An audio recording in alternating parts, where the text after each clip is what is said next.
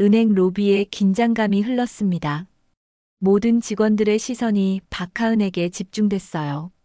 박 대리, 지금 무슨 말을 하는 거야? 지점장의 목소리가 떨렸습니다. VIP 고객 앞에서 직원이 자신의 지시를 거부한 것이었어요. 고객은 누구나 동등하게 대해야 한다고 배웠습니다. 박하은의 목소리는 작았지만 단호했어요. 현실을 좀 보라고. VIP와 일반 고객이 같을 수 있어? 김 과장이 비웃듯 말했습니다. 저에게는 똑같습니다.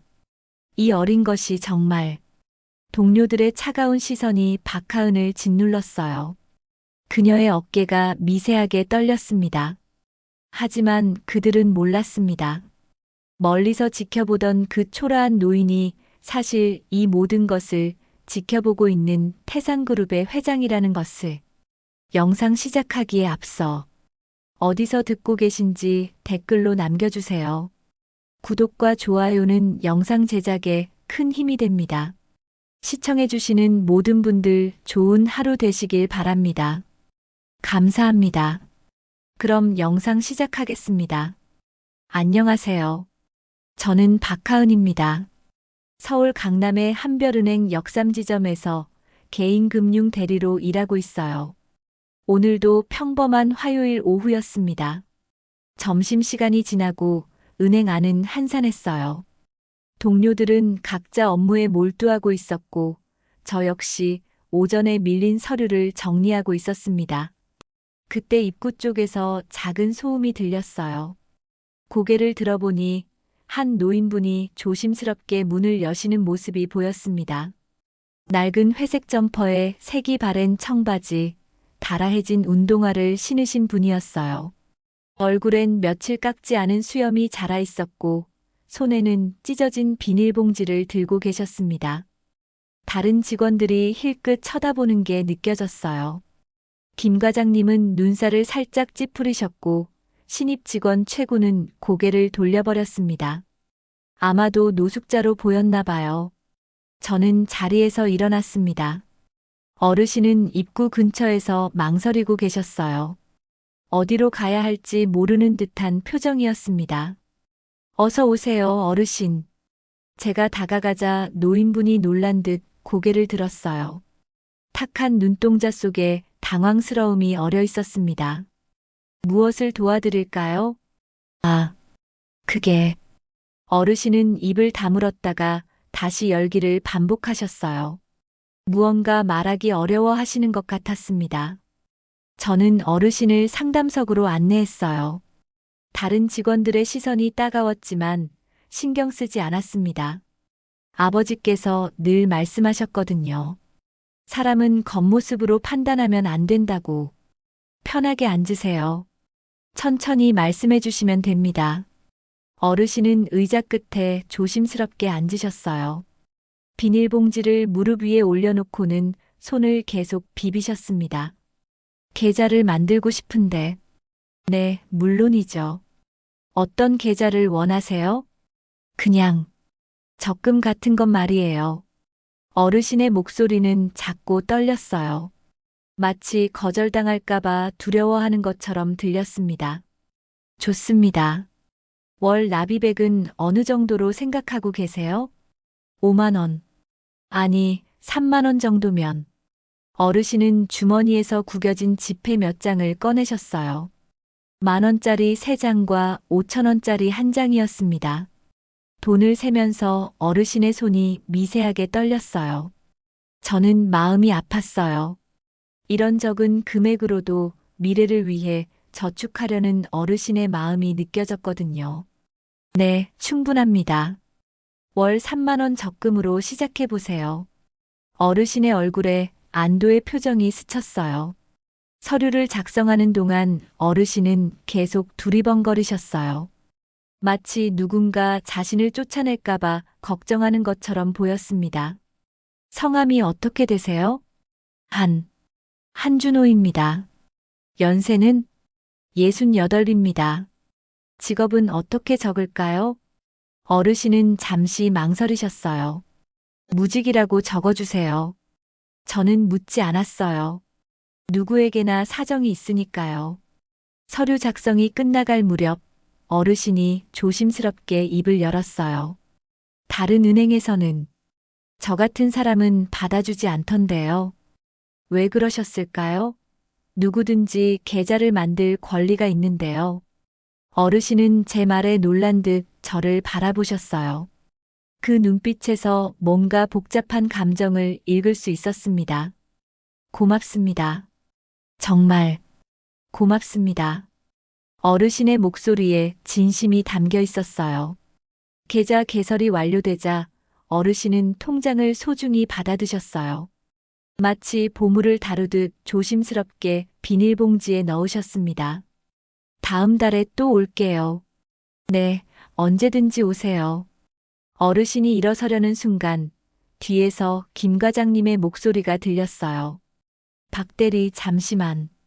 저는 어르신께 죄송하다는 인사를 드리고 김 과장님께 다가갔습니다. 뭐 하는 거야? 저런 사람까지 상대해야 해? 고객은 고객입니다. 아무래도 문제가 생길 것 같은데. 김 과장님의 걱정스러운 표정이 보였어요. 하지만 저는 제 판단이 옳다고 생각했습니다. 다시 돌아와 보니 어르신은 이미 자리를 떠나고 계셨어요. 출입구 쪽에서 한 번 더 고개를 숙여 인사하시고는 사라지셨습니다. 그날 오후 내내 어르신 생각이 났어요. 그분의 떨리는 손, 조심스러운 말투, 그리고 마지막에 보여주신 감사한 표정까지. 퇴근길에 문득 이상한 느낌이 들었습니다. 뭔가 놓친 게 있는 것 같았어요. 어르신의 눈빛에서 본 그 복잡한 감정이 무엇이었을까요? 집에 도착해서도 그 생각이 떠나지 않았어요. 어르신이 다시 오실 때까지 한 달을 기다려야 하는데 그때까지 계속 이런 기분일 것 같았습니다. 모르겠어요. 그냥 평범한 하루였는데 왜 이렇게 마음이 복잡할까요? 한준호는 서재 창가에 서서 한강을 내려다보고 있었습니다.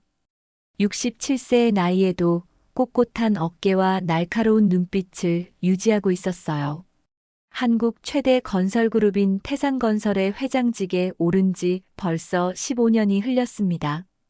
수많은 성공과 업적을 쌓았지만 마음 한편엔 늘 채워지지 않는 공허함이 자리했어요. 오늘도 완벽한 하루였습니다. 오전 이사회에서는 3분기 실적이 예상치를 15% 상회했다는 보고를 받았어요. 오후에는 정부 인사들과의 만찬에서 국책사업 수주 가능성을 타진했습니다. 하지만 집으로 돌아온 지금 거대한 저택은 텅 비어 있었어요. 먼저 세상을 떠난 부인은 3년 전 세상을 떠났고 외아들 지훈이는 따로 살고 있었습니다. 그때 집사가 조심스럽게 다가왔어요. 회장님, 도련님께서 뵙자고 하십니다. 준호는 고개를 끄덕였습니다. 지훈이가 이렇게 늦은 시간에 찾아오는 일은 드물었어요. 잠시 후 한지훈이 서재 문을 열고 들어왔습니다.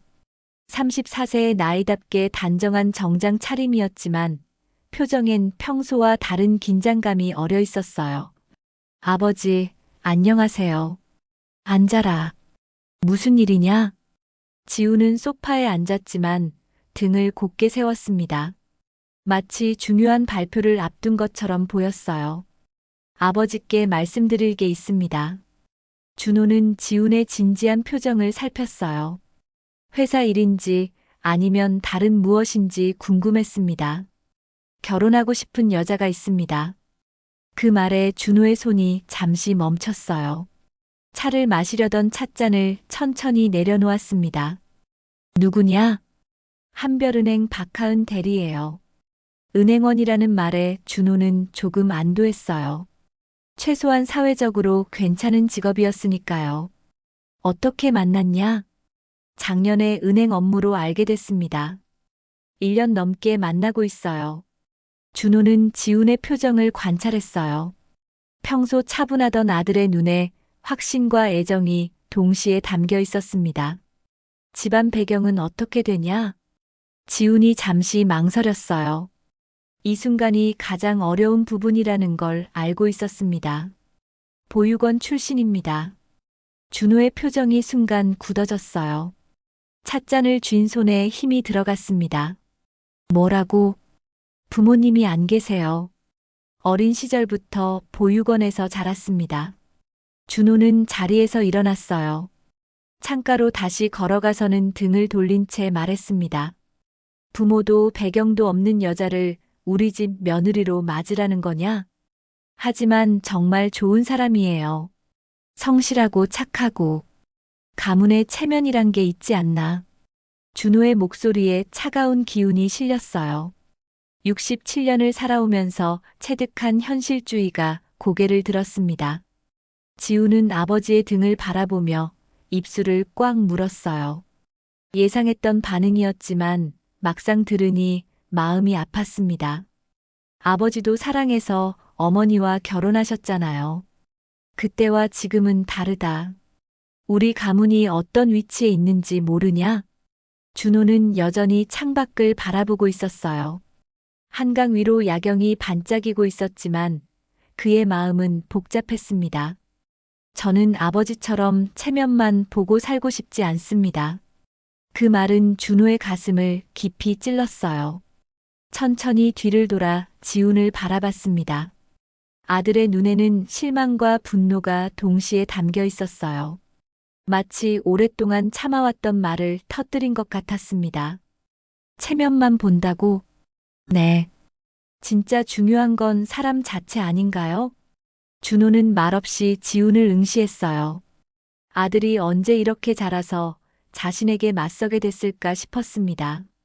너는 아직 세상을 모른다. 모른다고 해서 틀린 건 아니잖아요. 지훈은 일어서서 아버지와 마주 섰어요. 34년 만에 처음으로 아버지에게 정면으로 맞서는 순간이었습니다. 나는 그 여자를 인정할 수 없다. 왜요? 만나보지도 않으셨으면서 만날 필요가 없다. 이미 답은 정해져 있어. 준호의 단호한 말에 지훈의 어깨가 떨렸어요. 분노보다는 절망에 가까운 감정이었습니다. 아버지는 정말. 지훈은 말을 끝내지 못했어요. 대신 고개를 돌리고는 서재 문 쪽으로 걸어갔습니다. 지훈아. 준호가 불렀지만 지훈은 돌아보지 않았어요. 다시 생각해봐라. 너에게 어울리는 여자는 얼마든지 있다. 저에게 어울리는 건 제가 정합니다. 지훈은 문을 열고 나갔어요. 발걸음 소리가 복도를 따라 멀어져 갔습니다. 준호는 혼자 남은 서재에서 깊은 한숨을 내쉬었어요. 아들과의 대화는 예상보다 훨씬 어려웠습니다. 창가로 다시 걸어가서 야경을 바라봤어요. 무수히 많은 불빛들이 반짝이고 있었지만 마음은 더욱 공허해졌습니다. 아들의 마지막 말이 계속 머릿속에 맴돌았어요. 아버지처럼 체면만 보고 살고 싶지 않습니다. 정말 자신이 체면만 보고 살아온 걸까요? 아니면 현실을 직시하며 가문을 지켜온 것일까요? 준호는 확신할 수 없었어요. 67년을 살아오면서 처음으로 자신의 선택에 의문이 들었습니다. 보육원 출신이라는 말이 계속 마음에 걸렸어요. 부모도 없고 배경도 없는 여자. 과연 그런 여자가 태산그룹의 며느리 역할을 할 수 있을까요? 하지만 아들의 확신에 찬 눈빛도 잊을 수 없었어요. 1년 넘게 만났다는 것은 단순한 호기심이 아니라는 뜻이었습니다. 준호는 서재 한쪽 벽에 걸린 가족 사진을 바라봤어요. 먼저 세상을 떠난 부인과 어린 지훈이 함께 찍은 사진이었습니다. 먼저 세상을 떠난 부인이 살아있었다면 어떻게 판단했을까요? 따뜻했던 부인이라면 아마 아들의 편을 들었을 것 같았어요. 시계를 보니 밤 11시가 넘어 있었어요. 평소라면 잠자리에 들 시간이었지만 마음이 너무 복잡해서 잠이 올 것 같지 않았습니다. 준호는 책상 앞에 앉아서 지훈의 말을 되새겼어요. 박하은이라는 여자가 도대체 어떤 사람인지 궁금해졌습니다. 은행 대리라면 나름대로 사회적 지위는 있을 텐데 보육원 출신이라는 게 정말 그렇게 큰 문제일까요? 하지만 태산그룹 회장의 며느리라는 자리는 단순히 개인의 문제가 아니었어요. 수많은 사람들의 시선과 평가를 받아야 하는 자리였습니다. 준호는 깊은 고민에 빠졌어요. 아들의 행복과 가문의 명예, 둘 다 포기할 수 없었기 때문입니다. 이런 중요한 결정을 혼자 내려야 한다는 게 무겁게 느껴졌어요. 먼저 세상을 떠난 부인이 있었다면 함께 상의할 수 있었을 텐데 지금은 오직 자신의 판단에만 의존해야 했습니다. 밤은 더욱 깊어갔지만 준호의 고민은 시작에 불과했어요. 준호는 서재에서 한참을 고민하다가 천천히 책상 서랍을 열었습니다. 가장 깊숙한 곳에 작은 상자가 하나 있었어요. 상자 안에서 낡은 사진 한 장을 꺼냈습니다. 색이 바래서 누렇게 변한 사진이었어요. 젊은 시절 자신과 한 여자가 함께 찍은 모습이었습니다. 김민정. 그 이름을 속으로 되뇌었어요. 40년 전 대학 시절 사랑했던 여자였습니다. 사진 속의 민정은 환하게 웃고 있었어요. 화려하지 않지만 따뜻한 미소였습니다. 옆에 서 있는 젊은 준호도 행복해 보였어요. 당시 민정은 서민 가정의 딸이었습니다. 아버지는 작은 구멍가게를 운영했고 어머니는 남의 집 청소 일을 했어요. 가난했지만 정직하고 따뜻한 가족이었습니다. 준호는 그때를 떠올렸어요. 민정과 함께했던 소소한 일상들이 가장 행복했던 시간이었습니다. 대학교 도서관에서 함께 공부하던 모습, 작은 떡볶이 가게에서 나눠 먹던 간식, 한강공원을 걸으며 나눴던 수많은 대화들. 민정은 늘 다른 사람을 먼저 생각하는 여자였어요. 자신이 어려워도 더 힘든 사람을 도우려 했고, 작은 것에도 감사할 줄 아는 사람이었습니다. 준호는 그런 민정에게 프로포즈할 생각이었어요. 졸업하면 결혼해서 평범하지만 행복한 가정을 꾸리고 싶었습니다. 하지만 아버지가 반대했어요. 당시 태산건설을 이끌던 선대 회장이었습니다.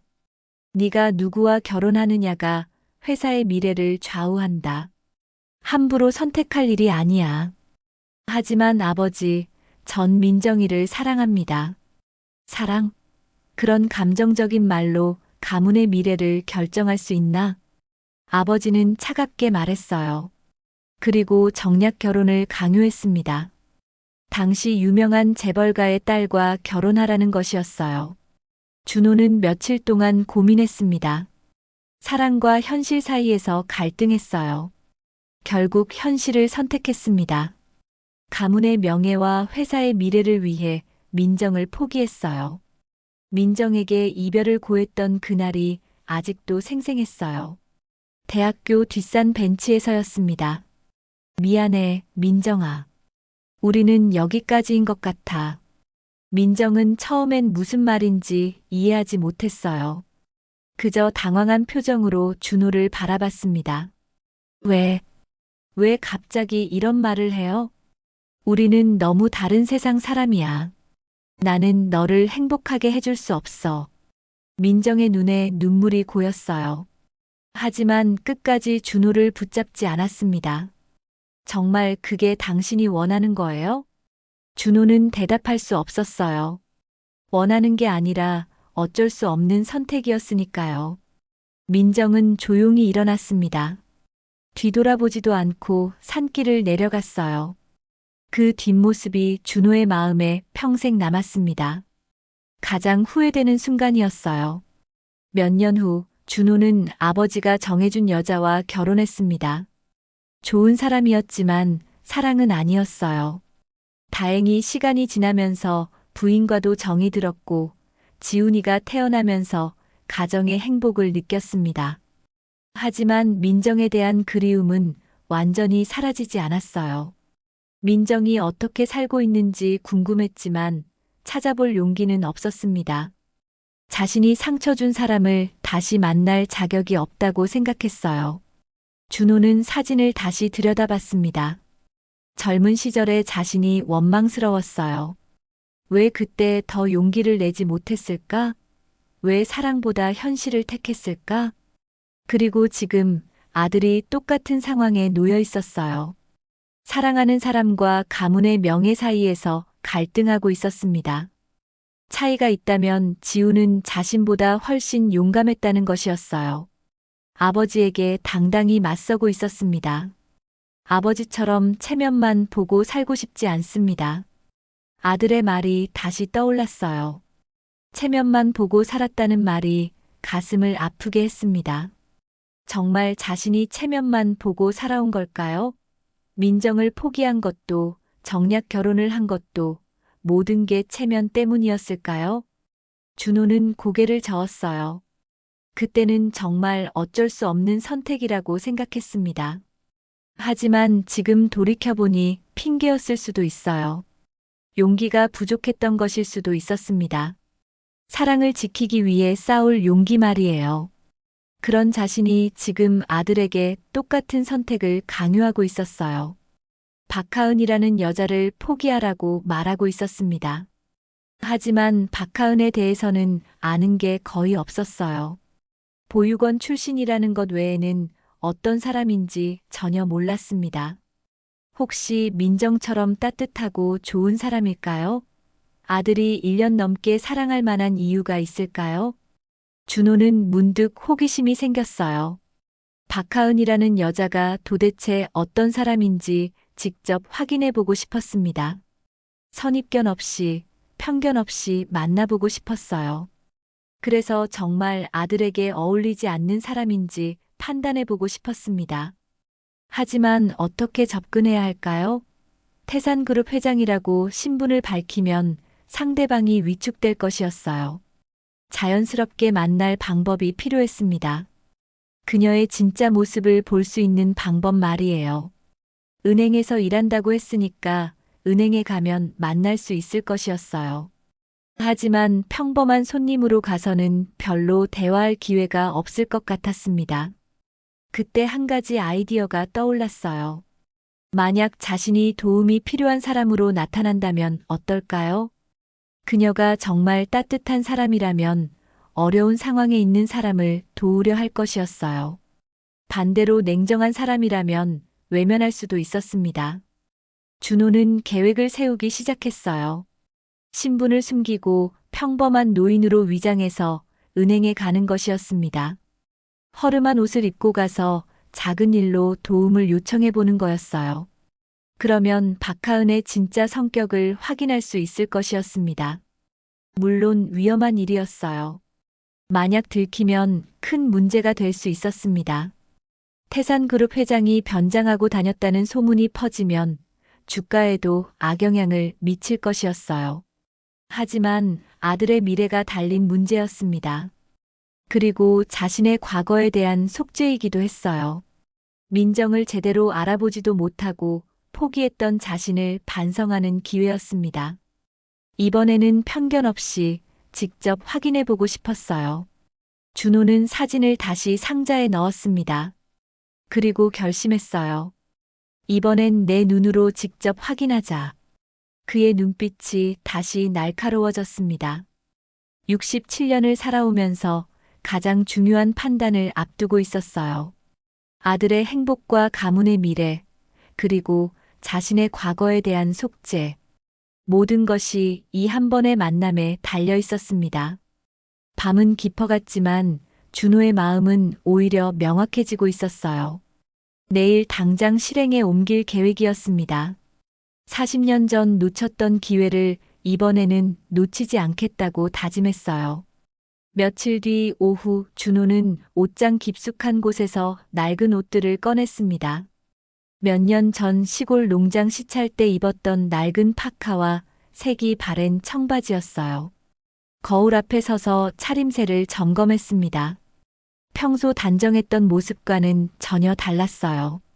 얼굴에 며칠 수염을 기르고 머리도 일부러 헝클어뜨렸습니다. 집사가 걱정스러운 표정으로 다가왔어요. 회장님, 정말 이렇게 나가시겠습니까? 운전기사도 부르지 마라. 혼자 가겠다. 하지만 아무에게도 말하지 말고 내가 돌아올 때까지 기다려라. 준호는 지하철을 타고 강남으로 향했습니다. 오랜만에 타는 지하철이었어요. 사람들 틈에 섞여 있으니 묘한 기분이 들었습니다. 평소라면 절대 경험할 수 없는 일상이었어요. 회장 자리에서는 느낄 수 없는 서민들의 삶이었습니다. 한별은행 역삼지점에 도착했을 때는 오후 2시가 넘어 있었어요. 은행 앞에서 잠시 망설였습니다. 정말 이런 식으로 접근하는 게 맞을까요? 하지만 다른 방법은 없었어요. 진짜 박하은의 모습을 보려면 이 방법뿐이었습니다. 구부정한 자세로 천천히 은행 안으로 들어갔어요. 평소 당당했던 걸음걸이와는 정반대였습니다. 은행 안은 한적했어요. 몇 명의 직원들이 각자 업무를 보고 있었습니다. 준호는 입구 근처에서 주저하며 서 있었어요. 어떻게 접근할지 고민하고 있었습니다. 그때 한 직원이 고개를 들어 준호를 봤어요. 눈살을 살짝 찌푸리더니 시선을 돌렸습니다. 다른 직원도 마찬가지였어요. 준호의 차림새를 보고는 관심 없다는 듯 외면했습니다. 하지만 한 사람만은 달랐어요. 창가 쪽 자리에 앉아있던 여직원이 자리에서 일어났습니다. 박하은이었어요. 준호는 한눈에 알아봤습니다. 지훈이 보여준 사진 속의 그 여자였어요. 키는 보통이었지만 단정한 자세였어요. 검은 정장에 깔끔하게 묶은 머리, 화장도 진하지 않았습니다. 박하은은 준호에게 다가와서 정중하게 인사했어요. 어서 오세요, 어르신. 무엇을 도와드릴까요? 목소리가 따뜻했어요. 진심이 담겨 있는 것 같았습니다. 송금을 하고 싶은데. 준호는 일부러 작은 목소리로 말했어요. 어색하고 낯선 사람처럼 연기했습니다. 네, 물론이죠. 이쪽으로 오세요. 박하은은 상담석으로 안내했어요. 다른 직원들의 시선이 따가웠지만 전혀 신경 쓰지 않는 것 같았습니다. 송금 처음이시죠? 네. 어떻게 하는지 잘 모르겠어요. 괜찮습니다. 제가 도와드릴게요. 박하은은 서류를 꺼내며 친절하게 설명하기 시작했어요. 하나하나 자세히 알려주었습니다. 여기에 받으실 분 성함을 적으시면 됩니다. 글씨가 작아서 잘 안 보여요. 준호가 말하자 박하은은 잠시 자리를 떴어요. 자신의 책상에서 무언가를 가져왔습니다. 이거 제가 만들었어요. 어르신들이 보시기 쉽게요. 큰 글씨로 된 안내 카드였어요. 송금 절차가 단계별로 정리되어 있었습니다. 준호는 놀랐어요. 이런 세심한 배려를 할 줄은 몰랐습니다. 이런 걸 직접 만드셨어요? 네. 어르신들이 자주 어려워하시거든요. 그래서 제가 따로 만들어뒀습니다. 박하은의 얼굴에 환한 웃음이 번졌어요. 자랑스러워하는 것 같았습니다. 준호는 마음 어딘가가 흔들리는 걸 느꼈어요. 이런 작은 친절을 베푸는 사람이었구나. 서류를 작성하는 동안 박하은은 계속 도움을 주었어요. 글씨가 삐뚤어져도 웃으며 다시 써주었고, 모르는 게 있으면 친절하게 설명해 주었습니다. 송금 받으실 분이 가족분이세요? 네. 시골에 있는 동생이에요. 아, 그러시는군요. 얼마나 자주 보내시는데요? 한 달에 한 번 정도요. 박하은은 고개를 끄덕였어요. 그리고 조심스럽게 말했습니다. 그럼 정기 송금으로 하시는 게 어떨까요? 수수료도 조금 저렴하고요. 이익을 생각한다면 수수료가 비싼 일반 송금을 권했을 텐데 박하은은 고객을 먼저 생각하고 있었어요. 그게 좋을까요? 네. 어르신께는 그게 더 유리하실 거예요. 준호는 감동했어요. 자신의 이익보다 고객을 먼저 생각하는 모습이었습니다. 송금 절차가 끝나자 박하은은 영수증을 정리해서 건네주었어요. 다음에 또 오세요. 언제든지 도와드릴게요. 고맙습니다. 정말 친절하게 해주셔서. 준호의 목소리에 진심이 담겼어요. 연기가 아니라 정말로 고마웠습니다. 별 말씀을요. 당연한 거죠. 박하은은 여전히 웃고 있었어요. 진심 어린 미소였습니다. 준호가 일어서려는 순간 뒤에서 한 직원의 목소리가 들렸어요. 박 대리, 저런 고객까지 챙겨야 해요? 김 과장이라는 사람이었어요. 불만스러운 표정으로 말하고 있었습니다. 무슨 말씀이세요? 시간 낭비 아닌가요? 다른 중요한 고객들도 많은데. 박하은의 표정이 조금 굳어졌어요. 하지만 목소리는 여전히 차분했습니다. 고객은 고객입니다. 차별할 이유가 없죠. 하지만 현실적으로 생각해봐요. 저런 소액 송금 고객보다는 과장님, 저는 제 방식대로 하겠습니다. 박하은은 단호하게 말했어요. 자신의 신념을 굽히지 않는 모습이었습니다. 준호는 그 모습을 보며 더욱 감동했어요. 압력에 굴복하지 않고 자신의 원칙을 지키는 사람이었습니다. 김 과장은 못마땅한 표정으로 자리로 돌아갔어요. 다른 직원들도 수군거리며 시선을 피했습니다. 박하은은 준호에게 다시 돌아서서 미소를 지었어요. 죄송해요, 어르신.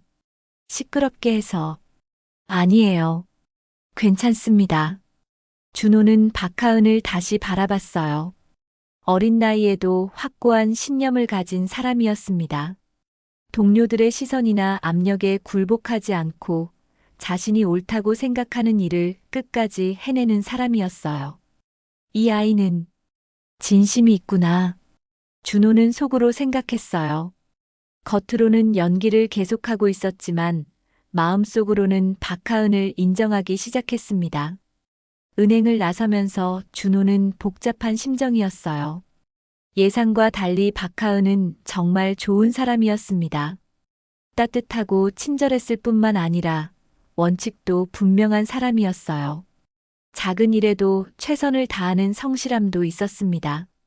지훈이 왜 이 여자를 사랑하게 됐는지 이해할 수 있었어요. 단순히 외모나 조건이 아니라 내면의 아름다움을 가진 사람이었습니다. 하지만 아직 확신할 수는 없었어요. 한 번의 만남으로는 부족했습니다. 더 다양한 상황에서 그녀를 지켜볼 필요가 있었어요. 준호는 다시 한 번 더 시험해보기로 결심했어요. 이번에는 더 어려운 상황에서 그녀의 진짜 모습을 확인해보고 싶었습니다. 집으로 돌아가는 길에 준호는 오랜만에 마음이 가벼워지는 걸 느꼈어요. 혹시 자신이 틀렸을 수도 있다는 생각이 들었습니다. 박하은이 정말 지훈에게 어울리는 사람일 수도 있었어요. 하지만 아직은 섣부른 판단을 하지 않기로 했어요. 더 신중하게 확인해 본 후에 최종 결정을 내리겠다고 다짐했습니다. 다음 날 오후 준호는 다시 같은 차림으로 은행을 찾았습니다. 어제보다 더 구부정한 자세로 걸었어요. 이번에는 더 구체적인 시험을 준비해 왔습니다. 박하은의 진짜 성품을 확인해 보고 싶었어요. 은행에 들어서자 박하은이 반갑게 인사했습니다. 어서 오세요, 어르신. 어제 송금 잘 되셨죠? 네, 고맙습니다. 오늘은 적금을 넣으러 왔어요. 박하은은 환하게 웃으며 상담석으로 안내했어요. 어제와 똑같이 친절한 모습이었습니다. 얼마 넣으실 거예요? 준호는 주머니에서 돈을 꺼냈습니다. 일부러 10,000원짜리 지폐 3장을 준비해 왔어요.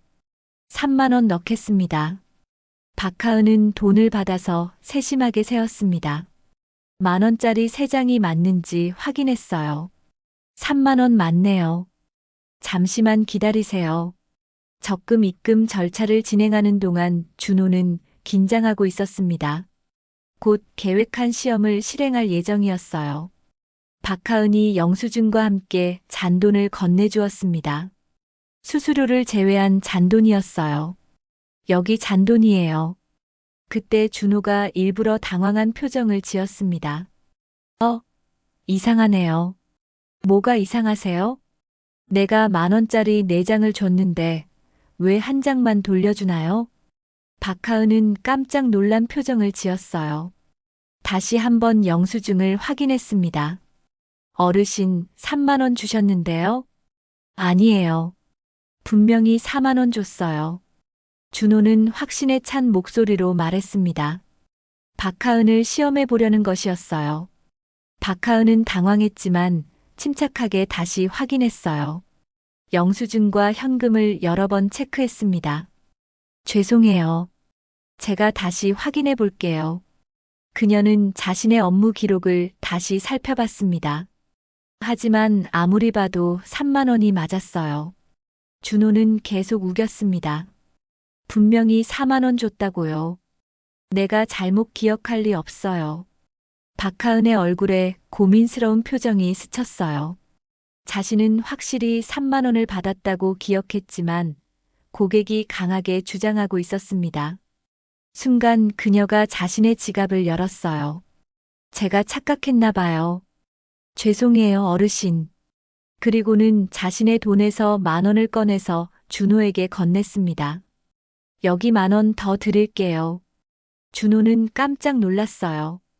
자신의 돈으로라도 책임을 지려는 모습이었습니다. 이런 반응은 전혀 예상하지 못했어요. 대부분의 사람이라면 규정을 내세우며 거절했을 텐데 박하은은 달랐습니다. 아니에요, 괜찮아요. 준호가 급하게 말을 막았어요. 더 이상 이런 시험을 계속할 수 없었습니다. 정말 3만 원이 맞는 것 같아요. 제가 착각했나 봐요. 박하은은 안도의 표를 지었어요. 하지만 여전히 미안해하는 모습이었습니다. 정말 죄송해요. 제가 더 확실히 확인했어야 했는데. 아니에요. 제가 헷갈렸어요. 준호는 마음이 무거웠어요. 선량한 사람을 속인 것 같아서 죄스러웠습니다. 박하은은 자신의 지갑을 다시 정리하며 말했어요. 다음부터는 더 주의 깊게 확인할게요. 그녀는 자신의 실수라고 생각하고 있었어요. 고객을 의심하기보다는 자신이 잘못했을 가능성을 먼저 생각하는 사람이었습니다. 준호는 그런 모습을 보며 감동했어요. 돈보다 신뢰를 먼저 택하는 사람이었습니다. 대부분의 은행원이라면 규정과 절차를 내세웠을 텐데 박하은은 고객과의 관계를 더 중요하게 생각했어요. 자신의 손해를 감수하더라도 고객을 실망시키지 않으려는 마음이었습니다. 아들의 눈이 틀리지 않았구나. 준호는 속으로 인정했어요. 박하은은 정말 특별한 사람이었습니다. 돈이나 이익보다는 사람을 먼저 생각하는 마음, 자신의 실수를 인정하는 겸손함, 그리고 책임감까지. 이런 사람이라면 지훈의 아내가 되어도 충분할 것 같았어요. 은행을 나서면서 준호는 복잡한 심정이었습니다. 시험을 위해 거짓말을 한 자신이 부끄러웠어요. 하지만 덕분에 박하은의 진짜 모습을 확인할 수 있었습니다. 그녀는 정말 마음이 착한 사람이었어요. 지훈이 1년 넘게 사랑할 만한 이유가 충분히 있었습니다. 겉모습이 아니라 내면의 아름다움을 가진 여자였어요. 준호는 40년 전 자신이 포기했던 민정을 떠올렸습니다. 민정도 이렇게 순수하고 착한 사람이었어요. 그때 자신이 용기를 내지 못해서 놓쳤던 사랑. 이번에는 아들에게 같은 실수를 반복하게 할 수 없었습니다. 박하은이 보육원 출신이라는 것은 더 이상 문제가 되지 않았어요. 중요한 것은 사람 자체였습니다. 준호는 결심했어요. 지훈의 선택을 지지해주기로 했습니다. 다만 한 가지 더 확인하고 싶은 것이 있었어요. 박하은이 진짜로 지훈을 사랑하는지 확인해보고 싶었습니다. 며칠 후 목요일 오후 한별은행 역삼지점은 평소보다 분주한 분위기였습니다. VIP 고객이 방문한다는 소식에 직원들이 모두 긴장하고 있었어요. 지점장이 직접 나와서 준비 상황을 점검하고 있었습니다. 오늘 오시는 분은 정말 중요한 고객이야. 실수 없이 응대해야 해. 지점장의 목소리에 긴장감이 실려 있었어요. 모든 직원들이 평소보다 더 바쁘게 움직이고 있었습니다. 준호는 그런 분위기를 모른 채 은행에 들어왔어요. 어제와 같은 낡은 차림이었습니다. 오늘은 특별한 목적이 있었어요. 박하은이 압박 상황에서 어떻게 행동하는지 보고 싶었습니다. 박하은은 다른 고객과 상담 중이었어요. 중년 남성과 대출 관련 업무를 처리하고 있었습니다. 준호는 대기석에 앉아서 기다렸어요. 박하은의 상담하는 모습을 지켜봤습니다. 그녀는 여전히 친절하고 세심했어요. 고객의 질문에 하나하나 정성껏 답변해주고 있었습니다. 그때 은행 입구 쪽이 소란스러워졌어요. 검은 정장을 입은 남자들이 몇 명 들어왔습니다. 곧이어 중년의 신사가 당당한 걸음으로 들어왔어요. 비싼 정장에 고급 시계를 차고 있었습니다. 지점장이 급하게 달려나갔어요. 어서 오십시오. 기다리고 있었습니다. 바쁜 시간에 죄송합니다. VIP 고객의 목소리는 여유로웠어요.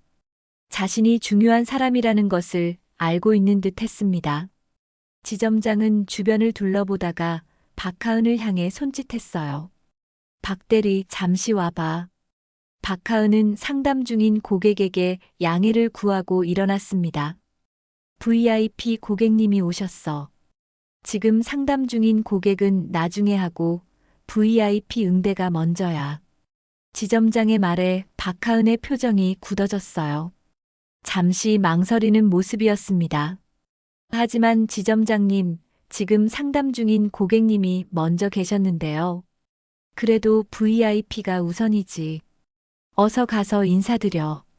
지점장은 다소 강압적인 말투였어요. 다른 직원들도 긴장한 표정으로 지켜보고 있었습니다.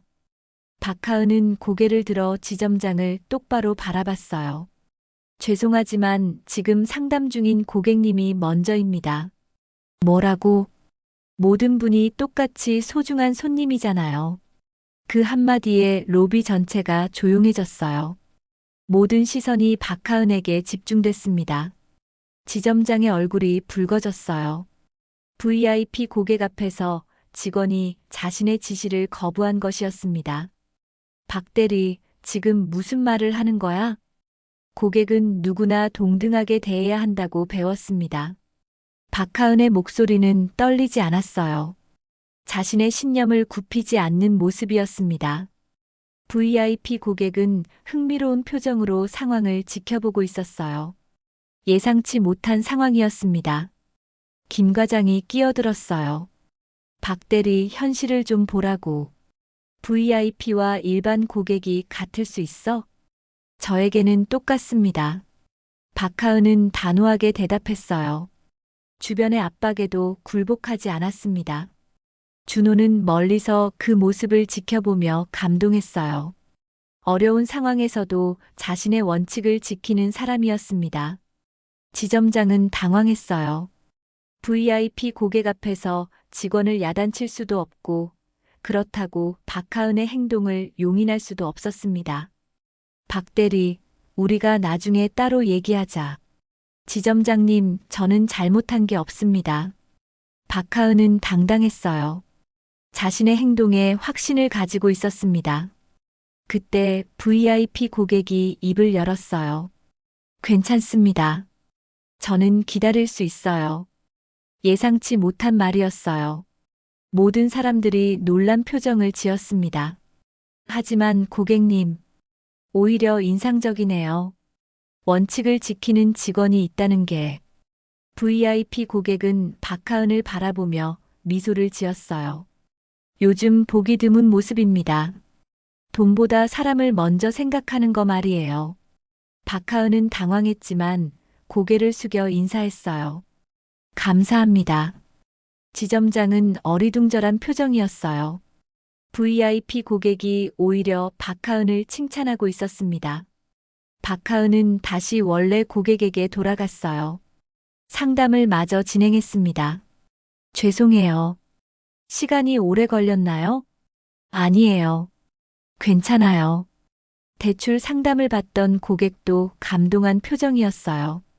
자신을 위해 원칙을 지켜준 박하은에게 고마워했습니다. 준호는 멀리서 그 모습을 보며 속으로 중얼거렸어요. 돈보다 사람을 먼저 본다. 저게 진짜야. 박하은의 마지막 시험이 끝난 순간이었어요. 그녀는 모든 시험을 통과했습니다. 압박 상황에서도 굴복하지 않는 의지, 모든 사람을 동등하게 대하는 마음, 그리고 자신의 신념을 지키는 용기. 이 모든 것이 박하은이라는 사람의 진짜 모습이었어요. 김 과장은 못마땅한 표정으로 혀를 찼어요. 자신이 기대했던 결과와 정반대였습니다. 다른 직원들도 복잡한 표정이었어요. 박하은의 용기를 부러워하면서도 자신들은 그렇게 할 수 없다는 것을 알고 있었습니다. VIP 고객은 박하은과 상담을 마친 후 지점장에게 말했어요. 좋은 직원을 두고 계시네요. 저런 사람이 있어야 은행이 발전하는 겁니다. 지점장은 억지로 웃으며 대답했어요. 네, 감사합니다. 하지만 속으로는 복잡했어요. VIP 고객이 칭찬했지만 조직의 위계 질서가 흔들린 것 같아서 불편했습니다. 박하은은 평소와 다름없이 업무를 계속했어요. 자신이 한 일이 특별하다고 생각하지 않는 것 같았습니다. 원래 그렇게 행동해왔고 앞으로도 그럴 것이라는 표정이었어요. 준호는 은행을 나서면서 확신했어요. 박하은은 정말 훌륭한 사람이었습니다. 지훈의 선택이 옳았어요. 이런 여자라면 태산그룹의 며느리가 되어도 부족함이 없을 것 같았습니다. 오히려 박하은 같은 사람이 있어야 가문이 더욱 발전할 수 있을 것이었어요. 돈과 권력보다는 사람과 원칙을 중시하는 마음. 그것이야말로 진정한 리더십이었습니다. 준호는 40년 전 자신의 실수를 되풀이하지 않기로 결심했어요. 이번에는 용기를 내서 아들의 사랑을 지켜주겠다고 다짐했습니다. 하지만 아직 해결해야 할 문제가 남아 있었어요. 박하은이 한준호 회장의 아버지라는 것을 알면 어떻게 반응할까요?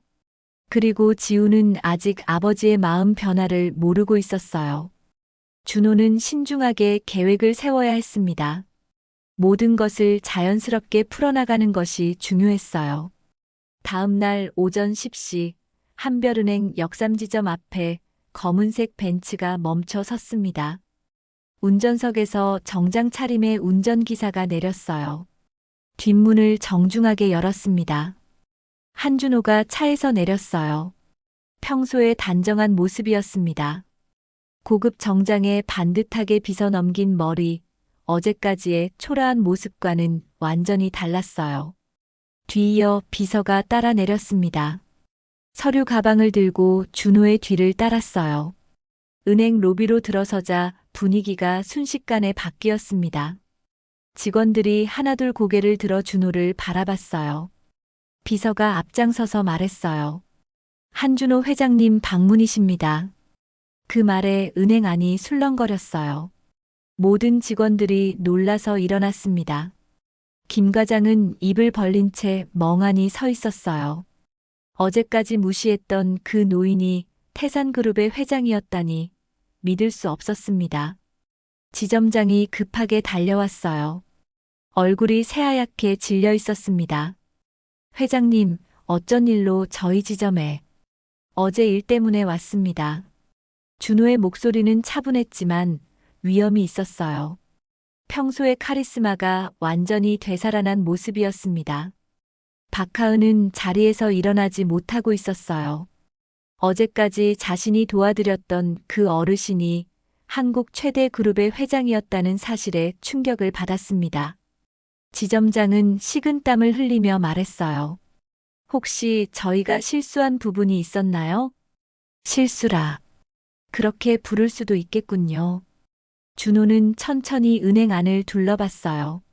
어제까지 자신을 대했던 직원들의 표정을 하나하나 살펴봤습니다. 어제 수수료 누락 건이 있었죠? 지점장은 무슨 말인지 몰라서 당황했어요. 수수료 누락이라니 무슨 일인지 파악이 안 됐습니다. 박하은 대리가 제 돈으로 보상하려고 했던 그 일 말입니다. 그제야 지점장이 상황을 이해했어요. 어제 준호가 거스름 돈을 잘못 받았다고 주장했던 일이었습니다. 아, 그 일이요? 그 건에 대해 조사해 봤습니다. 준호는 비서에게 서류를 받아서 펼쳤어요. CCTV 확인 결과 박 대리의 업무 처리에는 아무 문제가 없었습니다.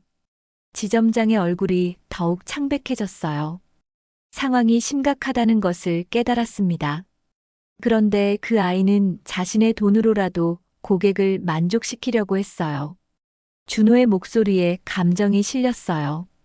박하은의 행동에 대한 인정과 존경이 담겨 있었습니다. 이런 직원을 두고도 당신들은 차별 대우를 했군요. 김 과장이 변명하려고 입을 열었어요. 회장님, 저희는 조용히 하세요. 준호의 한마디에 김 과장이 입을 다물었어요. 회장의 위험 앞에서 감히 말을 이을 수 없었습니다. 어제 VIP 고객이 왔을 때도 마찬가지였어요. 준호는 어제 있었던 일을 정확히 알고 있었어요. 모든 것을 지켜보고 있었던 것이었습니다. 당신이 지킨 건 체면이고 그 아이가 지킨 건 사람의 신뢰였소. 지점장은 아무 말도 할 수 없었어요. 모든 것이 들통난 상황이었습니다. 박하은은 여전히 당황한 표정으로 서 있었어요. 왜 회장이 자신을 도와주는지 이해할 수 없었습니다. 준호가 박하은을 바라봤어요. 박 대리, 이리 와보세요. 박하은은 떨리는 다리로 준호에게 다가갔어요. 마음이 복잡했습니다. 어르신. 아니, 회장님, 죄송합니다. 왜 죄송하다고 하나요? 제가 회장님인 줄 모르고. 그게 더 좋았어요. 덕분에 당신의 진짜 모습을 볼 수 있었거든요. 준호는 따뜻한 미소를 지었어요. 박하은에 대한 진심 어린 인정이었습니다. 앞으로도 지금처럼 하세요. 모든 고객을 동등하게 대하는 그 마음 말이에요. 박하은의 눈에 눈물이 고였어요. 인정받는다는 느낌이 벅찼습니다. 지점장은 옆에서 전전긍긍하고 있었어요. 회장이 어떤 처분을 내릴지 두려웠습니다. 지점장, 당신과는 따로 얘기해야겠군요. 네, 회장님. 준호는 지점장을 별도 공간으로 불렀어요. 심각한 대화가 필요했습니다. 나머지 직원들은 로비에 남아 있었어요. 모두 긴장한 표정이었습니다. 김 과장은 특히 불안해했어요. 자신이 박하은을 대했던 태도들이 모두 회장에게 알려졌을 것이었습니다. 30분 후 준호와 지점장이 다시 나왔어요. 지점장의 얼굴은 더욱 굳어 있었습니다. 앞으로 이 지점의 고객 응대 방식이 바뀔 겁니다. 준호가 모든 직원들을 향해 말했어요. 모든 고객은 동등하게 대우받아야 합니다. VIP든 일반 고객이든 차별 없이 말이에요. 직원들이 고개를 끄덕였어요. 회장의 지시에 감히 반대할 수 없었습니다. 박하은 대리는 이 원칙을 가장 잘 실천하고 있는 직원입니다. 박하은은 당황스러웠지만 고개를 숙였어요. 앞으로 그녀를 본받아서 업무에 임하시기 바랍니다. 준호의 말에 모든 직원들이 박하은을 바라봤어요. 시선이 따가웠지만 박하은은 당당했습니다. 그럼 이만 가보겠습니다. 준호가 일어서자 모든 직원들이 깊게 인사했어요. 나가기 전에 준호가 박하은에게 다가왔어요. 수고 많았어요. 계속 지금처럼 하세요. 감사합니다, 회장님. 박하은의 목소리에는 감사함이 담겨 있었어요. 준호가 은행을 나간 후에도 한동안 정적이 흘렀어요. 모든 직원들이 충격에서 벗어나지 못하고 있었습니다. 김 과장은 박하은을 바라보며 복잡한 표정을 지었어요. 자신이 그동안 얼마나 잘못 생각했는지 깨달았습니다. 지점장도 마찬가지였어요. 박하은의 진가를 알아보지 못했던 자신이 부끄러웠습니다. 박하은은 자리로 돌아가서 업무를 계속했어요. 하지만 마음은 여전히 복잡했습니다. 왜 회장이 자신을 시험했는지, 그리고 왜 이렇게까지 도와주는지 궁금했어요. 무언가 더 큰 이유가 있을 것 같았습니다.